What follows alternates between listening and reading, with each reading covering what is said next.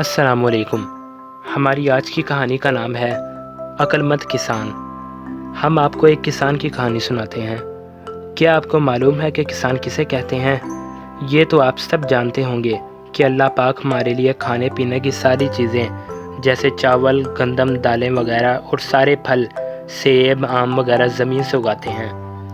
زمین کو کھودا جاتا ہے اور اس میں بیج ڈالے جاتے ہیں، پھر اللہ تعالیٰ اس میں سے اناج اور پھل اگاتے ہیں۔ جو شخص زمین پر محنت کرتا ہے، اسے کھودتا ہے اور اس میں بیج ڈالتا ہے، اسے کسان کہتے ہیں۔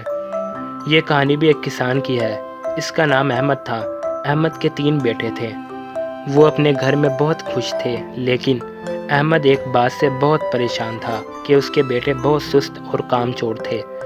وہ کام کاج میں بالکل اس کی مدد نہیں کرتے تھے۔ آخر بہت زیادہ سوچنے کے بعد اس کے ذہن میں ایک ترکیب آئی۔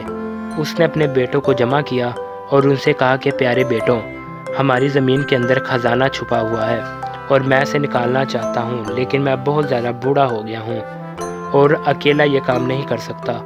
اس لیے اگر تم میرا ساتھ دو تو ہم یہ کام مل کر کر سکتے ہیں۔ سارے بیٹے خزانے کی تلاش پر راضی ہو گئے اور انہوں نے زمین کو کھودنا شروع کر دیا، لیکن ان کو خزانہ نہ ملا۔ انہیں یہ دیکھ کر بہت زیادہ غصہ آیا کہ ان کے والد نے ان سے جھوٹ کہا ہے۔ انہوں نے اپنے والد سے شکایت کی تو ان کے والد نے کہا کہ میرے پیارے بیٹوں، میں جھوٹ کیسے بول سکتا ہوں؟ جھوٹ بولنا تو بہت بری عادت ہے اور بہت ہی گندی عادت ہے، اور مسلمان تو کبھی جھوٹ نہیں بولتا۔ میں نے تمہیں کہا تھا کہ اس میں خزانہ ہے، تو میرے پیارے بیٹوں، یہ جھوٹ نہیں بلکہ سچ ہے، لیکن تم جلدی کر رہے ہو۔ جلدی کا کام شیطان کا ہوتا ہے۔ تم وہ کرو جو میں تمہیں بتاتا ہوں۔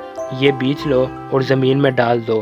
جب سارے بیٹوں نے مل کر بیج ڈال دیا تو کسان نے کہا، آؤ اب وضو کرو اور نماز پڑھ کر اللہ تعالیٰ سے دعا کرو کہ اللہ بارش برسا دے۔ سب نے وضو کیا، نماز پڑھی اور بارش کی دعا کی۔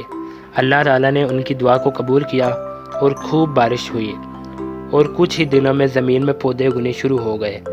کسان نے اپنے بیٹوں سے کہا، دیکھو، یہ ہے وہ خزانہ جس کا میں نے تم سے کہا تھا کہ جب کوئی شخص محنت کرتا ہے تو اس کو اس کا پھل ضرور ملتا ہے۔